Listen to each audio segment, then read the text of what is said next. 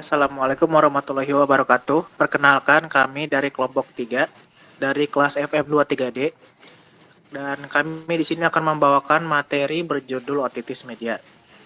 Saya sebagai moderator yaitu Muhammad Fadli dan kedua rekan saya yaitu Saya dari kelas FM23D. Saya Kanita Messi. Baik, langsung dimulai saja materi kita yang pertama.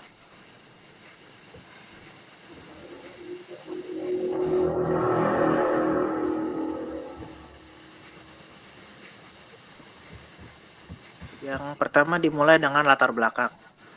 Otitis media adalah salah satu penyakit infeksi yang sering terjadi, khususnya pada anak-anak. Infeksi ini bisa menimbulkan gangguan pendengaran sementara hingga permanen, serta komplikasi seperti mastoiditis dan meningitis bila tidak ditangani dengan baik.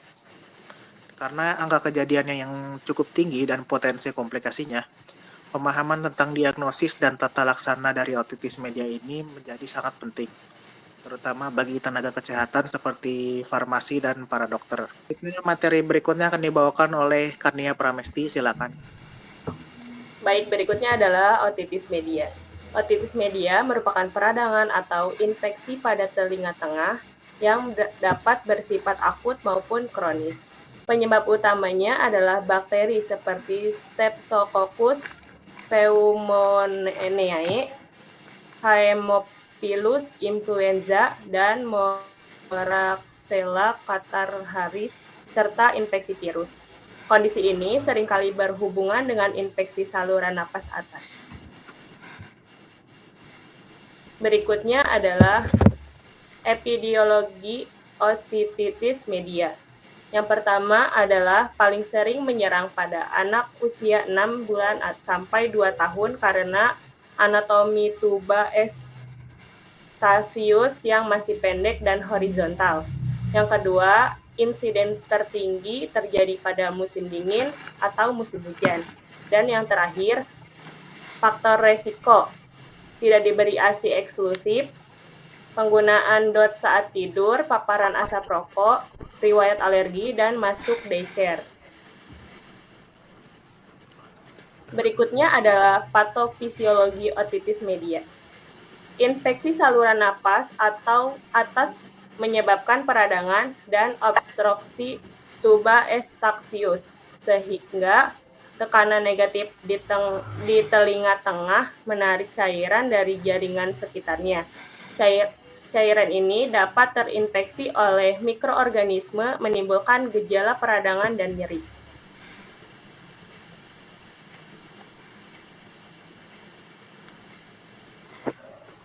Baiklah, materi berikutnya akan dibacakan oleh Saudara Nama, silakan. Untuk tanda dan gejala, tanda pertama ditandai dengan nyeri telinga mendadak atau otalgia, terutama saat berbaring, demam, dan gangguan tidur. Kedua, ada penurunan pendengaran atau rasa penuh di telinga. Dan yang terakhir, pada otitis media suppuratif, cairan keluar dari telinga atau otore.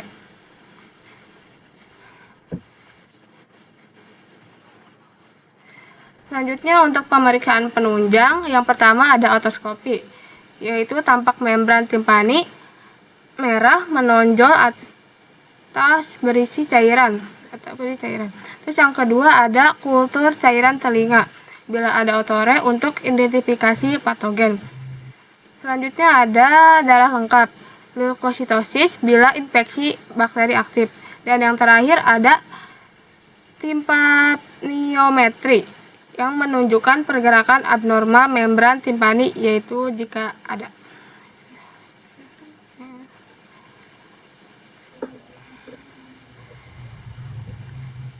Untuk tata laksana terapi secara farmakologis, antibiotik amoxicillin dosis tinggi selama 5-10 hari. Bila tidak membaik atau alergi, bisa diganti dengan cebdinir, cefuroxim, atau atrogismisin. Terus anti nyeri dan antipiretiknya menggunakan paracetamol atau ibuprofen untuk kontrol nyeri dan demam.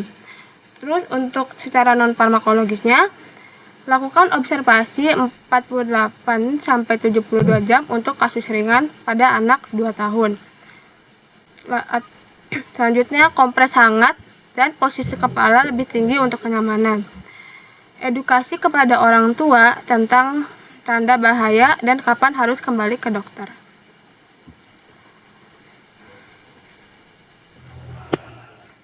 Baik, kesimpulan dari materi kita kali ini adalah otitis media adalah penyakit umum yang perlu ditangani dengan tepat dan cepat untuk mencegah komplikasi jangka panjang. Terapi utamanya meliputi pemberian antibiotik dan obat simptomatik, serta edukasi terhadap orang tua pasien juga itu sangat penting. Pendekatan yang rasional dan berbasis bukti itu sangat diperlukan dalam pemilihan terapi.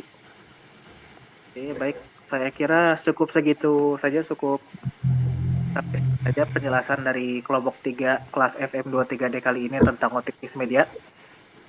Kurang lebihnya saya mohon maaf, saya sebagai moderator Muhammad Fadli pamit undur diri. Wassalamualaikum warahmatullahi wabarakatuh. Oke.